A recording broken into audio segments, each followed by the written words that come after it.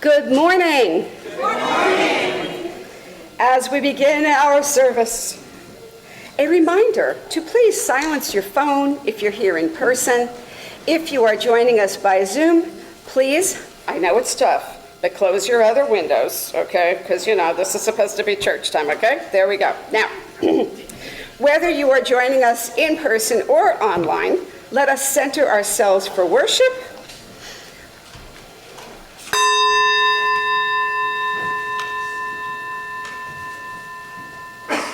And please join me in taking a nice deep breath together, okay? In and out. Okay. We open in welcome to the ancestral people of this land, acknowledging that our church, like all of Burke, rests on the unceded territory of the Manahoac tribe of the Great Sioux Nation. We seek healing and the realization of justice with the people of this land who live on in their descendants, the present-day members of the Monacan Indian Nation, the Patawomac Indian Tribe of Virginia, and the Piscataway Indian Nation. We honor the ancestors as we move toward healing so that all together shall one day know full justice.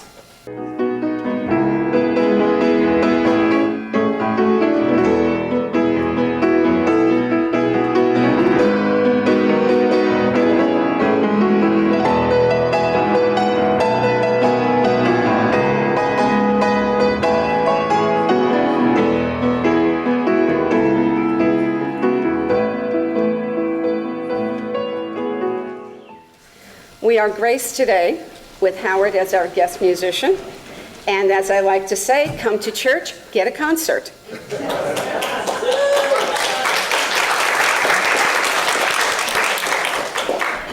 So once again, good morning and welcome. I'm Nancy Melito. My pronouns are she, her, and I'm happy to be your worship associate and ringleader for today. Thank you. Welcome to Accotink Unitarian Universalist Church. This congregation is a welcoming and inclusive spiritual home where we can inspire each other to live our values. Together, we care in community, grow in spirit, and act for justice. If you're new to Accotink and would like to talk more about this church, look around. Anyone with a cross-stitch name tag is a member and would be happy to share with you about this congregation and how you can join us on the journey. Whether you're a longtime member or a newcomer or something in between, we encourage everyone to stay for our social hour immediately after the service, because as we all know, Unitarian Universalism runs on love and coffee. We're so delighted that you decided to join us today. Welcome. So we have some good news. You will hear more about our Defending Our Democracy initiative in the reflections later in the service. And John Peterson has shared, by supporting human rights groups around the world, is one way that we can go one more step toward defending our democracy and supporting the vulnerable. Now, for some good news. Former employees of the National Oceanic and Atmospheric Administration, or NOAA, have launched a new website, climate.us, to fill the void left when the administration shut down a government-run climate information site. That is good news. So the information will still be available. Thank you. Congress passed the largest affordable housing bill in decades with overwhelming bipartisan support, which is a victory in itself. Now, the president hasn't signed it yet, but let's celebrate that a bipartisan group of lawmakers accomplished something for the American people. Yay. And in California, utility-scale solar outproduced gas plants on 82% of all days from January through May, with batteries helping to extend solar's reach into the evening hours. Yes. And I invite Sheila Doles, if you would be so kind as to come up. And as we light our chalice, would you please all rise in body or in spirit, or both, and join in reciting the words on the screen from our shared UU values. Love is at the center of Unitarian Universalism. Love is the practice of our living tradition. As Unitarian Universalists, we covenant to help everyone flourish, honor the web of life, be beloved community, cultivate generosity, celebrate diversity, and transform the world with love. Good morning. As Nancy said, my name is John Hall. My pronouns are he and him, and I'm a member of the AUUC Board of Directors. One of the things that I love about Accotink is that I know that it is a place where people share similar values to my own, and therefore it is a place where I can truly be myself. Unitarian Universalist congregations are financially self-supporting communities, so we need you to give as you are able to this congregation through this offering and through annual pledging. We also have a minister's discretionary fund for anyone in financial need of support. And we exist in an interdependent community and are joyful to share with our neighbors by supporting our outreach partners. Our outreach partner this month is the Ethiopian Community Development Council, which is a multicultural organization that helps newcomers to the U.S. realize their potential and make positive contributions to American society. The ECDC current refugees are primarily from Afghanistan and Ukraine, with about 30% of the resettled refugees located in Northern Virginia. Newcomers are assisted with initial resettlement tasks such as finding housing, enrolling children in school, securing employment, learning English, accessing health services, registering for public benefits, and adjusting to American culture. You may give online using the donate button on the website, which you can access by using the donate QR code on the order of service, or you may give by mailed check with outreach in the memo line.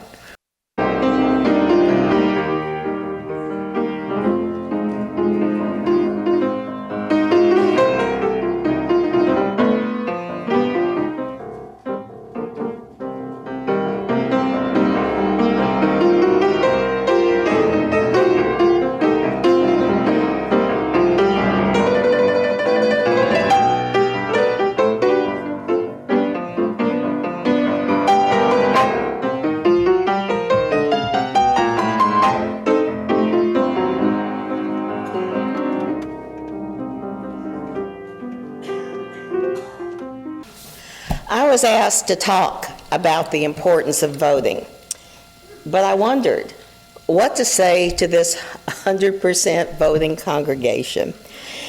To this congregation that has written over 15,000 Get Out the Vote postcards over the last few years, and is currently writing over 1,000, thank you, Nancy,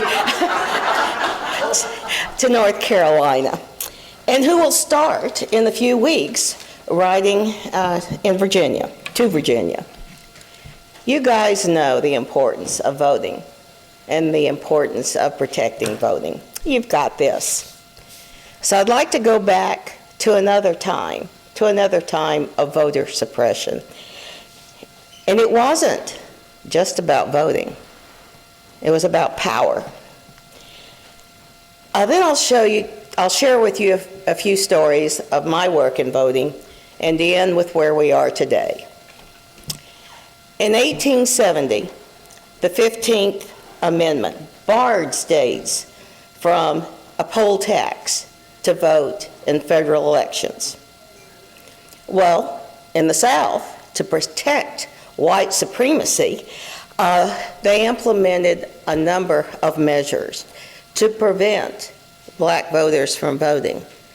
Measures such as poll tax, literacy tests, intimidation, In Mississippi, my home state, the $2 poll tax was way beyond what poor people could afford to pay. Literacy test. It was illegal for enslaved people to be taught to read. Identical test answers would be scored correct by a white person and incorrect by a black person. Illiterate whites were allowed to bypass the literacy test and to pay the poll tax due to the grandfather clause. In addition to all these legislative measures, there was fraud, intimidation, and outright violence, the Ku Klux Klan. In 1965, the 25th Amendment made it illegal to charge a fee to a vote in a federal election. This amendment was powerful. However, some states still required the poll tax to vote in the state election. Well, this was closed 2 years later by the Supreme Court. Well, now that I've kind of covered 95 years, I'm going to share some experiences of my voting activity. I suppose my passion about voting begins with my liberal Mississippi father. I can remember the death calls he would get and overhear him say, "Come on, you SOB, and I'll have my shotgun waiting." I still have postcards that he received calling him a communist. I first learned about the poll tax listening to him talk about its injustice. Today I work voter registration in high schools. We ask, how many of you pay taxes? Only a few raise their hand. So then we say, check your receipt the next time you go to a McDonald's. Yes, you all pay taxes. And then we discuss the impact of taxes on them. We also talk about what a difference one vote can make.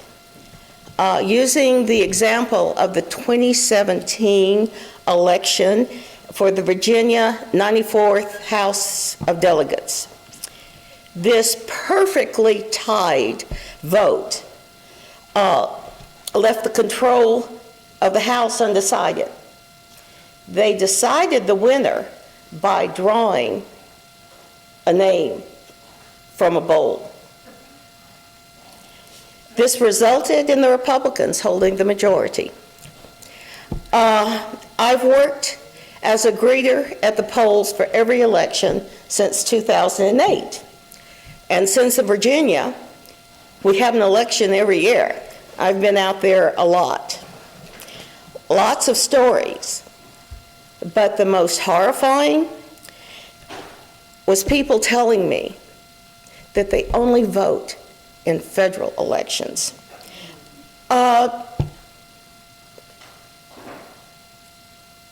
They only vote in national elections, not in state elections. After unscrewing myself, I explained to them that the state elections can impact them more. Ed and I, we're old enough, we remember poll taxes in Mississippi and the evils of voter restriction. We are sick when we hear of people who say they didn't vote in an election because the candidate wasn't pure enough, liberal enough, didn't pass some litmus test. I think of the sacrifices of all the civil rights workers especially those 3 in Neshoba County who were killed and beaten. How dare someone not vote? We thought we'd never see voter suppression in our country again. But I have faith in Virginia election officials. So what do we do in Virginia? Talk to your friends, talk to your neighbors, especially the young. Make sure they're registered to vote. Make sure they vote. In the past, for many years, I've knocked on doors, made the phone calls. You know, nobody answers their door anymore. Nobody answers their phone. And that's why I like our postcards. You know, you read your mail, and especially something handwritten. Thank you. I like a prop. But this year, I'm gonna get back out there, and I'm going to make the calls. And if you're interested, let me know. Work on this together. So yeah, we all see it. Our country is seeing attacks on voting. You see the restrictions, the gerrymandering, the misinformation, the election intimidation. And as I said in the beginning, it's about power. As the late, great U.S. Representative John Lewis said, a man also beaten, fighting for the right to vote. The vote is precious. It is almost sacred. It is the most powerful, non-violent tool we have in a democracy. In our church, oops, this is yours. Our work is strictly nonpartisan. But if you'd like to do any partisan work, see me, call me. Through the magic of the internet, we shall be going to Ireland, where Suzanne Doherty is waiting to talk with us across the ethers. Good morning. And I just wanted to say thank you so much, how much I appreciate your work, Mary, in protecting our elective process. You're an incredible leader for our church in this effort. So this morning, I speak on behalf of the Defending Our Democracy team on the theme, Changing the Narrative. And I think it's a narrative with many threads. And I begin my reflection with a confession. One day last week, I was with a friend here in Ireland who told me her daughter was selected to take part in a student exchange summer program in Missouri. I know I made a face. Missouri? Nobody goes to Missouri, I exclaimed. Upon reflection, I realized that my thoughtless outburst was an expression of a narrative helping to drive the divisions that threaten to tear the fragile fabric of our democracy. I know that to preserve the union of these United States, we must value and celebrate every inch of land, every community, every smile and twinkle in every American eye. Another thread of the narrative is the notion that America is sliding into autocracy. In an interview with Heather Cox Richardson, President Obama acknowledged that people, in his words, with a weak attachment to democracy have challenged democratic institutional norms and that we may be dangerously close to the cliff. But he concludes that the outcome of this narrative is not inevitable. President Obama's belief in the power of social movements was captured in his initial campaign slogan, "Yes, we can." In that interview, he expressed his rock-solid faith in the thread running through the American story, a story that includes the diverse everybody, people from every corner of the globe, not bound by tribe or race or blood, coming together around an idea. His hope lies with our embracing that story of America, and that in solidarity we once again find the common ground upon which our country was built. A third thread in the narrative may be emotions, especially fear, that keep us stuck in anxious inaction. A few weeks ago, guest preacher Reverend Kirk Freeman proclaimed that anxiety is not a reliable narrative. These turbulent times demand that we do not succumb to its paralyzing effect. Breathe, he encouraged us, to calm ourselves, to be sure, but also, in his words, we need a lot of air to create a hurricane, the collective energy to remember who we are, to return to what we know is true, to move together, building a new way. Finally, a thread in the narrative we hope to change is the notion that I'm just one person. My voice, my vote, my small action is insignificant in the sea of troubles. Walking alone can be a lonesome journey that on a rocky road may lead to despair. But in these troubled times, we do not have the luxury to stand on the sidelines and imagine that someone else will fix the problems. The work of defending our democracy has to be done by all of us showing up for each other, joining our voices together in hope. In her address at the dedication of the Obama Presidential Center, Michelle Obama said, "Hope is all we have. Hope is the essential spark that lights the fire of change. Hope is a choice. To use our voices and our votes is a choice. Choice powers the steady work to protect and defend that idea around which our forefathers and mothers rallied 250 years ago. Yes, we can." Now, Lisa Hayes is going to give us her thoughts on food justice DMV. Good morning, Accotink. Good morning. Okay, as you were told, I'm going to talk about food justice. First, I want to say thank you. We have gotten diapers, baby wipes, sanitary pads, and of course money from this congregation. Thank you. A special shout out to Michelle and the youth who consistently give donations. They are so grateful. Thank you. That's first. A little background. Food justice originated during the pandemic when deep inequities were revealed. It's a volunteer collective that stands in solidarity with thousands of our immigrant neighbors, delivering justice in a grocery bag. In the past 7 years, food justice has delivered to over 1.5 million families, and the need is growing. Each week, families receive food staples like flour, rice, beans, eggs, and vegetables. Diapers, baby wipes, pads are also included. Food justice helps with medical expenses and rent.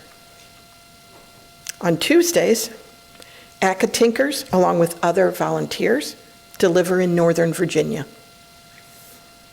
I deliver only once or twice a month, but others go every week.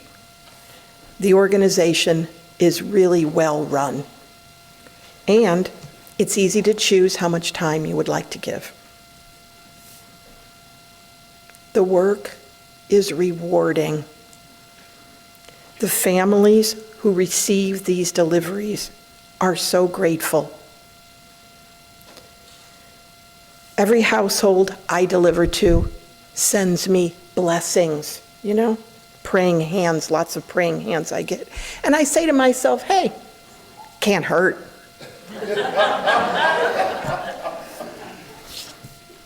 I'm often greeted with tears and smiles.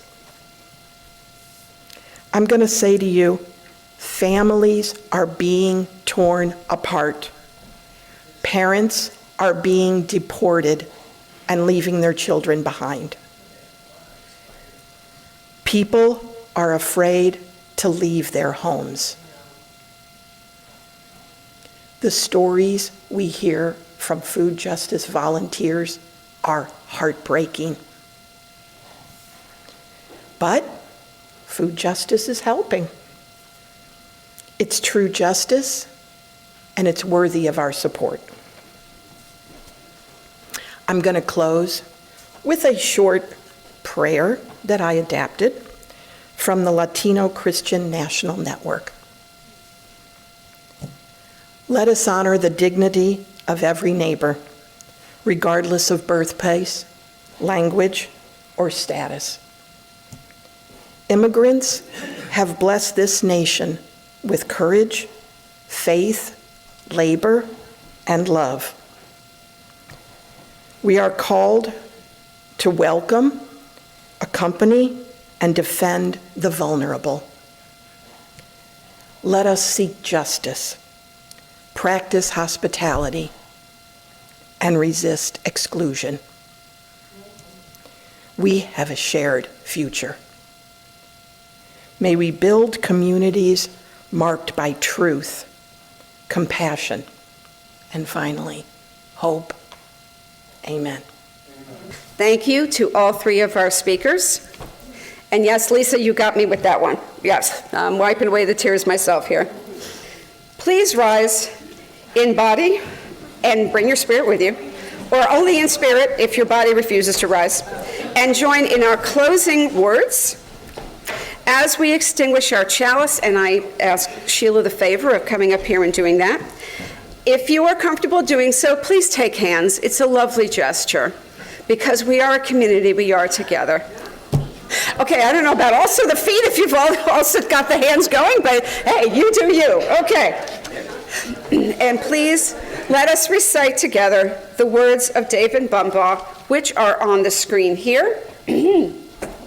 This church is dedicated to the proposition that there is a unity beneath all our diversity, that we grow together by celebrating our differences, honoring a journey that reaches beyond time, death, and the space between the stars. We pause now in silent witness to this our shared covenant. And please take a moment to look around and see everyone. All standing together. We hope. In the darkest of circumstances, we hope. And we standing here are that hope. Now that we've gathered in this welcoming and inclusive space, let us go out into the world, inspired to share our values, which will be helped along by those lovely signs out there, so go get one. Have a wonderful day, everybody.